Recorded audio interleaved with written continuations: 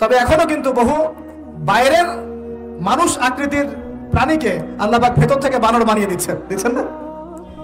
এটা নিয়ে একটা কথা বলতে চাই, সেটা হলো কিয়ামতের আগে আগে আরো কিছু মানুষকে আল্লাহ পাক কিন্তু শূকর এবং বানরে পরিণত করবেন। এই হাদিসটা কি জানেন? হাদিসটা শুনে রাখেন, এটা আখিরুল জামান বা কিয়ামতের আলামত সংক্রান্ত হাদিসগুলোর মধ্যে পাবেন। আল্লাহ রাসূল সাল্লাল্লাহু আলাইহি ওয়াসাল্লাম বলেছেন, কিয়ামতের আগে আগে আমার উম্মতের মধ্যে, ভালো করে শুনেন, কিয়ামতের আগে আগে আমার উম্মতের মধ্যে একদল মানুষ বের হবে যারা মদ পানকে হালাল মনে করবে। কাকে? মদ পান করাকে হালাল মনে করবে। যারা বাদ্যযন্ত্র, গায়িকা, নায়িকা এগুলো নিয়ে নর্তকী নাচাবে রাতের বেলা, এগুলোকে হালাল মনে করবে। যারা অশ্লীলতা, বেহায়াপনাকে জায়েজ করে নিবে, ঠিক আছে, এরকম কয়েকটা পাপের কথা বলে নবীজি বলছেন একদিন সকালবেলা আল্লাহ পাক তাদেরকে ঘৃণিত বানরে পরিণত করবে। এটা হবে সামনে, কখন কিভাবে হবে আল্লাহ ভালো জানেন। এবার আমি কনসেপ্টে চলে আসি। এই যে পৃথিবীতে নেমে আসলাম, তাহলে আমরা কোত্থেকে আসছি ভাই? আমরা কি পৃথিবীর অধিবাসী ছিলাম? আমরা জান্নাতে ছিলাম, ওখান থেকে আল্লাহ পাক পাঠিয়েছে। এবার পৃথিবীতে এসে আদম আলাইহিস সালামের যুগে খুব একটা দুর্ঘটনা ঘটে নাই, একটা ঘটেছে। কয়টা? একটা। ভাই হাবিলের কুরবানি কবুল হয়, কাবিলের অন্তর্দাহ হয়, জ্বালা হয়। কেন হাবিলেরটা কবুল হবে, কাবিলের কেন হচ্ছে না? এই হিংসার বশবর্তী হয়ে কাবিল হাবিলকে হত্যা করে ফেলে। হত্যা করে লাশটা দাফন করার পদ্ধতিও তার জানা ছিল না। আল্লাহ কাককে পাঠালেন, কাককে দেখে সে শিখলো। প্রথম দুর্ঘটনা হচ্ছে হাবিল কাবিলের দুর্ঘটনা। বলে রাখি, আজকেও নিজের ভাইয়ের বেশে বহু কাবিল মুসলিম সমাজের মধ্যে ঘুরে বেড়ায়। নিজের ভাইয়ের লেবাসে, পোশাকে, সুরতেই বহু কাবিল এখনো কিন্তু মুসলিম সমাজে ঘুরে বেড়ায়। তো আমরা কাবিলদেরকে কাবিলের পরিণতি সম্পর্কে সচেতন করতে চাই।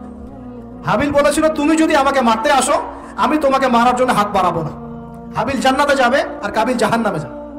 কেন কাবিল জাহান্নামে যাবে? নবীজি বলেছেন, পৃথিবীর প্রথম হত্যাকাণ্ড সংগঠিত করেছে কাবিল। এই কারণে পৃথিবীতে যত খুন হবে, সমস্ত খুনের পাপের একটা অংশ কাবিলের আমলনামায় যোগ করা হবে। বলেন নাউজুবিল্লাহ। একটা কথা মনে রাখবেন, সদকায়ে জারিয়া যেমন আছে, গুনাহে জারিয়াও আছে। একটা মদের দোকান দিয়েছেন, যত মানুষ মদ খাচ্ছে, সমস্ত গুনার একটা অংশ আপনার কাঁধে আসছে। সিনেমা হল করেছেন, মানুষ সারাদিন নেকড়া ছবি দেখে, নগ্ন ছবি দেখে, যত মানুষ এখানে পাপ করবে, সমস্ত পাপের একটা অংশ আপনার কাঁধে যাবে। আবার একটা মাদ্রাসা করেছেন, যত মানুষ এখানে দ্বীনি ইলম শিখবে, এই নেকির একটা অংশ আপনি পাবেন ইনশাআল্লাহ। মরে গেলেও কবরে পাবেন ইনশাআল্লাহ। আল্লাহ পাক আমাদের সবাইকে সদকায়ে জারিয়া করার তৌফিক দেন, গুনাহে জারিয়া থেকে বাঁচিয়ে রাখুন। খুব খেয়াল রাখবেন, আল্লাহ পাক আমাদের হেফাজত করুন, বলি আমিন। এবার ওই যুগ শেষ, নূহ আলাইহিস সালামের যুগ। এই যুগে আল্লাহর একই সুন্নাত। নূহ আলাইহিস সালাম 950 বছর দাওয়াত দিলেন, 40টা বা 80টা পরিবার ইসলাম কবুল করেছে, বাকিরা করে নাই। যারা করে নাই আল্লাহ পাক তাদেরকে ডুবিয়ে মারলেন, যারা করেছে আল্লাহ পাক উদ্ধার করলেন। সোজা কথা। আজকে সারা পৃথিবীতে যত মানুষ আমরা বেঁচে আছি না, আমরা কোনো না কোনো ভাবে ওই 80 পরিবারের সদস্য। আমরা ভাই ভাই, আমরা ওই ফ্যামিলি, 80 ফ্যামিলি অন্তর্ভুক্ত। কিরকম করে? নূহ আলাইহিস সালামের 4 সন্তান ছিল। কয় সন্তান? এক সন্তানের নাম হচ্ছে হাম। কি নাম? হাম। হাম ছিল একটু কালো বর্ণের। হামকে দিয়ে আফ্রিকার কন্টিনেন্টে যত মানুষ দেখছেন, ব্ল্যাক স্কিনের, কালো স্কিন, এরা সবাই হামের বংশধর। মজা না বিষয়টা? মানুষের অস্তিত্ব পৃথিবীতে, ইতিহাস, এগুলো খুব ইন্টারেস্টিং টপিক। ইতিহাস পড়তে থাকলে আপনি ডুবে যাবেন। কত কিছু বিশ্ব হয়েছে আর কত কিছু হবে সামনে, সুবহানাল্লাহ। তখন আপনার অস্তিত্ব জানান দিবে যে আমি কত ক্ষুদ্র, মহাবিশ্ব কত বড়, আল্লাহ কত বড়, কত সময় চলে গেছে আর আমি এই সময় কি করছি। এক ভাইয়ের নাম শাম। এই শামকে কেন্দ্র করে এই আরবের যে মানুষগুলো আছে, আরব, অ্যারাবিয়ান, এরা শামের বংশধর। আরেক ভাইয়ের নাম ইয়াফাস। কি নাম? ইয়াফাস। ইয়াফাসের বংশধর হচ্ছে পশ্চিমারা, মানে রোমক যারা, তারা। আরেক ভাইয়ের নাম ছিল কেনান। কি নাম? কেনান। এই ঈমান নিয়ে আসে নাই, ওই যে প্লাবনে ডুবে মরে গেছে। মরে যাওয়ার পরে আদম আলাইহিস সালাম বলেছিল, আল্লাহ আমার পরিবারের অন্তর্ভুক্তকে মাফ করে দাও। আল্লাহ বলেছেন, লাইসা মিন আহলিক, সে তোমার পরিবারের কেউ না। নবীর সন্তান হয়েও, নবীর সন্তান হওয়ার পরেও ঈমান না আনার কারণে সে জাহান্নামে গেছে। আর আমরা আর কি এমন মানুষ, অমুক আলেমের সন্তান, অমুক বক্তার সন্তান, হ্যাঁ, অমুক পীরের নওয়াবজাদা, অমুক তমুক, এইসব বড়াই করে লাভ নাই। আমল, আকীদা, ঈমান যদি ঠিক না থাকে, আমাদের বংশ পরিচয় আমাদেরকে বাঁচাতে পারবে, আমাদের দেশ, জাতীয়তাবাদ, বর্ণ বাঁচাতে পারবে না। যার যার কবরে তাকে তাকে যেতে হবে। নিজের আমল নিয়ে ফিকির করেন, নিজের কবর নিয়ে ফিকির করেন, অন্যের দিকে চোখ দেওয়া বন্ধ করেন, আগে নিজের কবরে ফিকির করেন। আল্লাহ পাক সবাইকে তৌফিক এনায়েত করুন বলি। যারা বুদ্ধিমান তারা নিজেকে নিয়ে ব্যস্ত থাকে, যারা যারা অহংকারী, উদ্ধত, এরা মানুষের পিছনে পড়ে থাকে। আল্লাহ পাক আমাদের সবাইকে নিজের চেহারা আয়নায় দেখার তৌফিক দান করুন। আমিন। প্রিয় ভাইরা, নূহ আলাইহিস সালামের যুগ চলে গেল, 950 বছর দাওয়াত দেওয়ার পরে এই পরিণতি হয়েছে। এরপরে আসছে ইব্রাহিম আলাইহিস সালামের সময়। আল্লাহ পাক তাকে উদ্ধার করেছেন, অগ্নি পরীক্ষা থেকে বাঁচিয়েছেন, নমরুদকে আল্লাহ পাক ধ্বংস করেছেন। আল্লাহ পাক এরপরে এনেছেন আদ জাতি। আদ জাতির হুদ আলাইহিস সালাম এবং তার অনুসারীদেরকে আল্লাহ পাক বাঁচিয়েছেন, বাকিদেরকে ধ্বংস করে দিয়েছেন ঝড় দিয়ে, বায়ু প্রবাহ দিয়ে। সামুদ জাতি এসেছে, সামুদ জাতিকে আল্লাহ পাক ধ্বংস করেছেন বজ্রপাত দিয়ে, বিদ্যুৎ দিয়ে। আর সালেহ আলাইহিস সালাম এবং তার অনুসারীদেরকে বাঁচিয়ে দিয়েছেন। ফেরাউনের যুগ এসেছে, আল্লাহ পাক মূসা আলাইহিস সালাম এবং বনু ইসরাইলকে বাঁচিয়েছেন, ফেরাউনকে ডুবিয়ে মেরেছেন লোহিত সাগরে। ঈসা আলাইহিস সালামের যুগ আসছে, একই সুন্নাত। ঈসা আলাইহিস সালামকে আল্লাহ পাক শুধু রক্ষাই করেন নাই, নিজের কাছে উঠিয়ে নিয়েছেন। সুবহানাল্লাহ।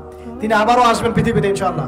যতদিন না তিনি আসছেন এবং এই পৃথিবীতে 40 বছর রাজত্ব না করছেন, কিয়ামত হবে না ইনশাআল্লাহ। যতদিন পর্যন্ত ঈসা আলাইহিস সালাম আবার ব্যাক না করছেন এবং এই জেরুজালেম থেকে সারা বিশ্বে খিলাফা কায়েম না করছেন, 40 বছর শাসন না চালাচ্ছেন, কিয়ামতও হবে না ইনশাআল্লাহ। এটা সামনে অপেক্ষা করছে। এবং নবী সাল্লাল্লাহু আলাইহি ওয়াসাল্লামের যুগে আবু জাহেল, আবু লাহাব বা সাইবাদেরকে আল্লাহ পাক ধ্বংস করেছেন, আল্লাহর নবী এবং সাহাবীদেরকে আল্লাহ পাক সম্মানিত করেছেন। আপনি কি পুরো হিস্ট্রির মধ্যে একটা সুন্নত দেখতে পাচ্ছেন, কমন সুন্নত? কি সুন্নত? প্রত্যেক যুগে যুগে যারাই আল্লাহর ওই যে বিধান মেনে চলেছে, সমকালীন নবী রাসূলদের আনুগত্য করেছে, আল্লাহ পাকের আনুগত্য করেছে, আল্লাহ পাক তাদেরকে উদ্ধার করেছেন দুনিয়াতেও পরকালে। প্রত্যেক যুগে যুগে যারাই আল্লাহকে মানে নাই, রাসূলকে মানে নাই, আল্লাহর আসমানি কিতাবকে মানে নাই, বিরুদ্ধাচরণ করেছে, কুফরি করেছে, শিরক করেছে, আল্লাহ পাক সবাইকে ধ্বংস করে দিয়েছেন, কারো কোনো পরোয়া করে না।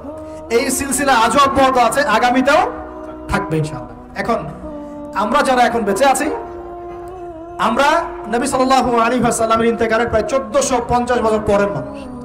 আল্লাহর নবী এসেছেন এমন সমাজে, যে সমাজে শিরকের পাপ চলছে, সুদের পাপ চলছে, দুর্নীতি চলছে, আপনার কন্যা সন্তানকে জীবিত হত্যা করা হচ্ছে, আপনার মাদকদ্রব্যের সয়লাভ চলছে, মেয়েদের অধিকার দেওয়া হচ্ছে না, হ্যাঁ, গোত্রীয় হানাহানি চলছে।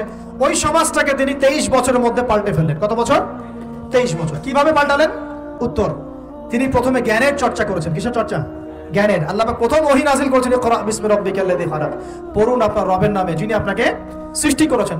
নবী সাল্লাল্লাহু আলাইহি ওয়াসাল্লাম, সাহাবীগণ কোরআনের 6টা হক আদায় করেছেন। কয়টা হক? 6টা। তারা কোরআন পড়া শিখেছেন। আমরা সবাই কোরআন পড়া শিখবো তো ইনশাআল্লাহ? তারা কোরআন অর্থ শিখেছেন। আমরা কোরআনের অর্থ শিখবো তো ইনশাআল্লাহ? তারা কোরআনের আদেশগুলো মেনেছেন। আমরা কোরআনের সব আদেশ মানবো তো ইনশাআল্লাহ? তারা কোরআনের সমস্ত নিষেধগুলো বর্জন করেছেন। আমরা নিষেধ বর্জন করবো তো ইনশাআল্লাহ?